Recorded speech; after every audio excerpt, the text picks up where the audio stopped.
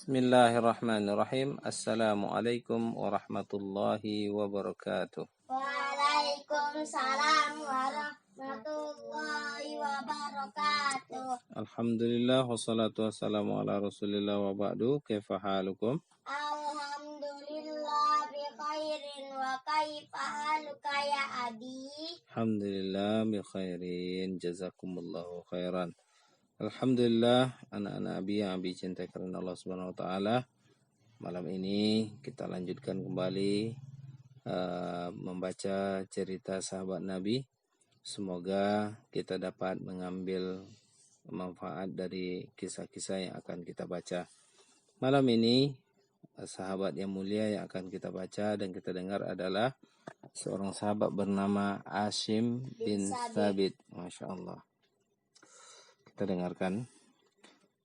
Quraisy dengan segala apa yang dimilikinya, para pemukanya dan hamba sahayanya berangkat menuju Uhud untuk memerangi Muhammad bin Abdullah. Kebencian memenuhi dada mereka sampai menggunung. Ambisi balas dendam atas korban mereka di Badar menyala membara di dalam dada mereka. Tidak hanya itu, mereka menyeret kaum wanita yang berakal cerdas di antara mereka untuk memberikan dukungan kepada kaum laki-laki dalam perang. Menyulut semangat fanatisme dalam jiwa para pahlawan, meneguhkan tekad mereka manakala mereka surut atau melemah. Di antara para wanita yang ikut bersama mereka adalah Hindun bin Utbah, istri Abu Sufyan, Raitah bin Munabbih, istri Amr bin As, Sulafah binti Sa'ad bersama suaminya dan 3 orang anaknya, Musaffi, Al-Julas dan Kilab, dan wanita-wanita Quraisy lainnya. 2 pasukan bertemu di Uhud. Api peperangan berkobar. Hindun bin Utbah dan kaum wanita yang bersamanya berdiri di belakang barisan. Mereka mulai memukul rebana dan berteriak memberikan semangat. Mereka mengatakan, Intuk bilu nu'aniq wa naqrishin namariq. Jika kalian maju, niscaya kami memeluk dan membentangkan permadani. Au tudbiru nufariq firaqa ghaira wasiq wamiq. Atau kalian berlari, maka kami berpisahan dengan penuh kebencian. Mereka ancam para suami mereka. Syair mereka itu melecut semangat dalam dada para pahlawan. Berperan terhadap para suami mereka layaknya sihir.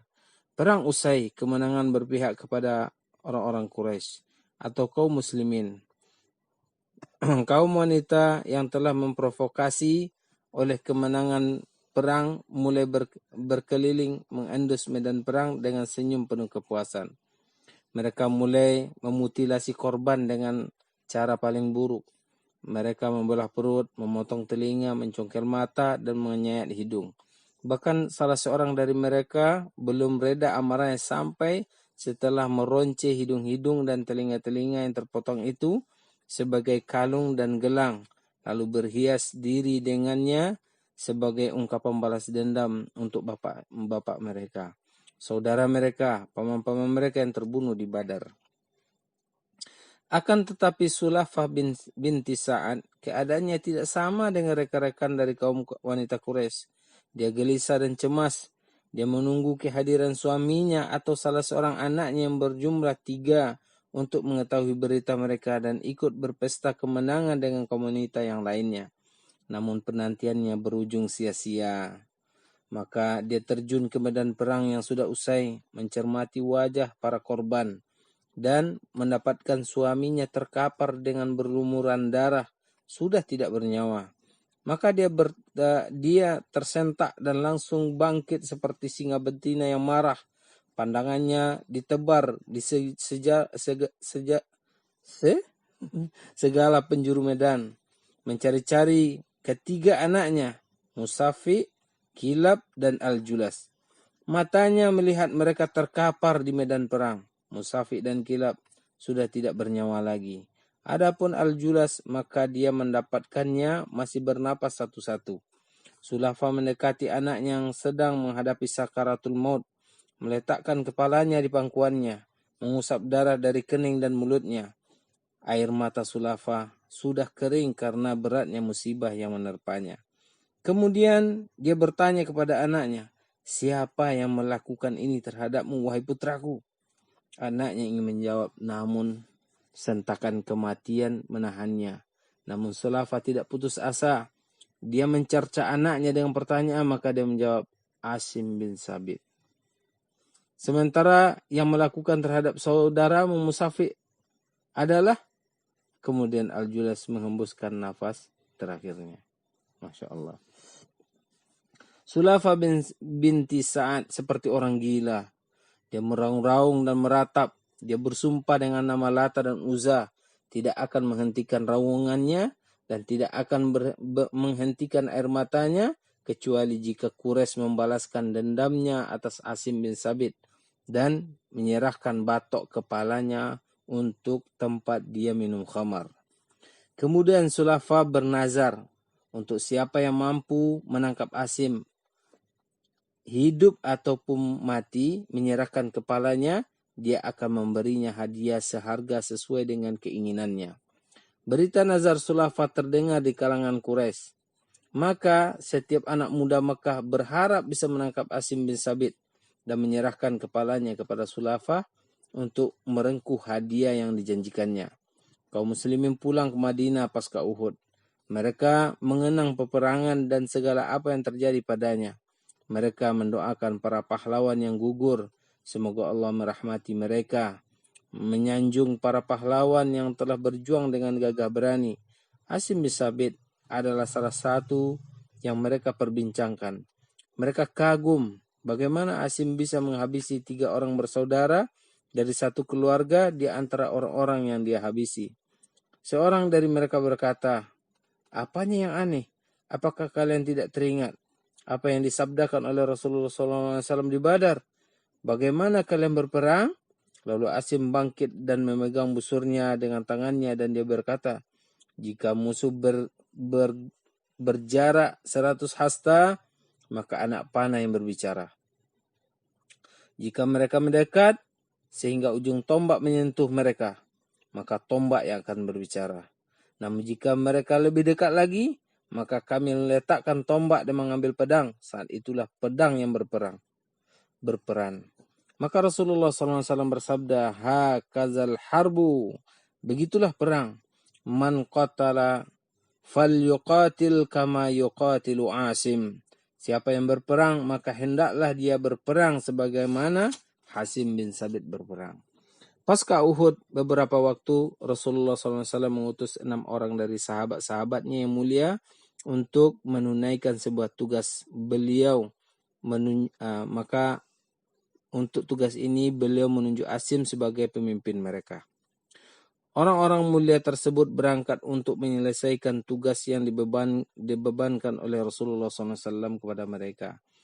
Ketika mereka tiba di sebuah jalan tidak jauh dari Makkah, sekelompok orang dari kabilah Huzail mengetahui keberadaan mereka. Maka orang-orang Huzail itu membuntuti mereka dan mengepung mereka layaknya kalung mengepung leher pemiliknya. Asim dan rekan-rekannya menghunus pedang mereka. Tidak ada jalan lain selain melawan orang-orang Huzail tersebut. Maka orang-orang Huzail berkata kepada mereka, "Kalian tidak akan menang melawan kami. Kami tidak akan berbuat buruk kepada kalian jika kalian mau menyerah kepada kami. Kami memberikan janji dan jaminan Allah kepada kalian." Maka para sahabat Rasulullah SAW saling memandang. Sepertinya mereka saling meminta pendapat kepada yang lainnya. Asim berkata, "Aku tidak akan menyerahkan diri di bawah janji orang musyrik." Asim teringat nazarnya Sulafah. Maka dia menghunus pedangnya dan berkata, "Ya Allah, sesungguhnya aku membela dan mendukung agamamu.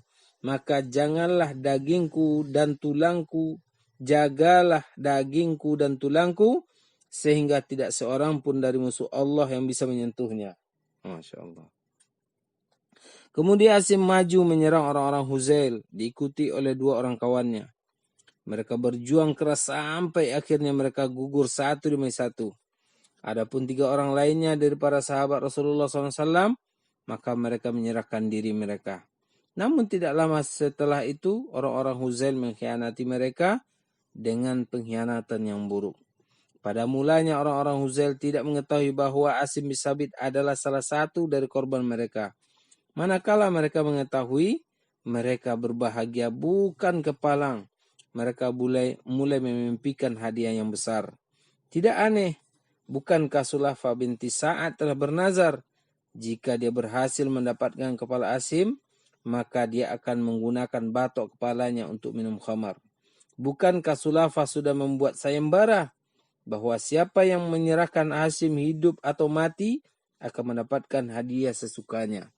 Tidak perlu lama bagi orang-orang Quraisy untuk mengetahui kematian Asim, karena orang-orang Huzail tinggal tidak jauh dari Makkah. Maka para pemuka Quraisy mengirimkan seorang utusan kepada orang-orang yang membunuh Asim untuk meminta kepalanya demi memadamkan dendam Sulafa binti Sa'ad dan memenuhi sumpahnya, meringankan kesedihannya atas 3 putranya mati di tangan Asim.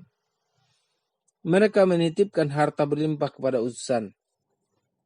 Mereka memintanya agar menyerahkannya kepada Huzail sebagai hadiah atas kepala Asim.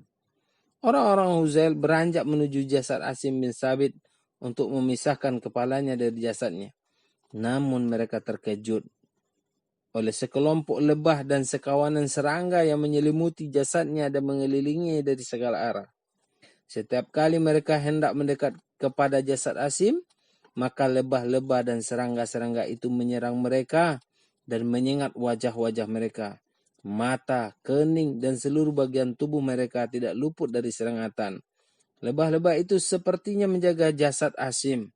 Manakala mereka merasa putus asa untuk mendekati jasadnya, setelah sebelumnya mereka sudah berusaha berkali-kali, maka sebagian mereka berkata kepada sebagian yang lainnya, biarkan dia sampai malam tiba, karena jika malam tiba, maka serangga-serangga itu akan pergi dengan sendirinya dan membiarkan jasadnya untuk kalian. Kemudian mereka duduk menunggu tidak jauh sampai malam tiba. Tetapi begitu siang harinya berlalu dan malam hari datang menjelang, tiba-tiba langit berubah menjadi hitam. Diselimuti awan tebal, halilintar menyambar di angkasa dan hujan lebat pun turun mengguyur bumi dengan sangat derasnya. Hujan yang belum pernah ada tandingannya sampai saat itu di tempat itu.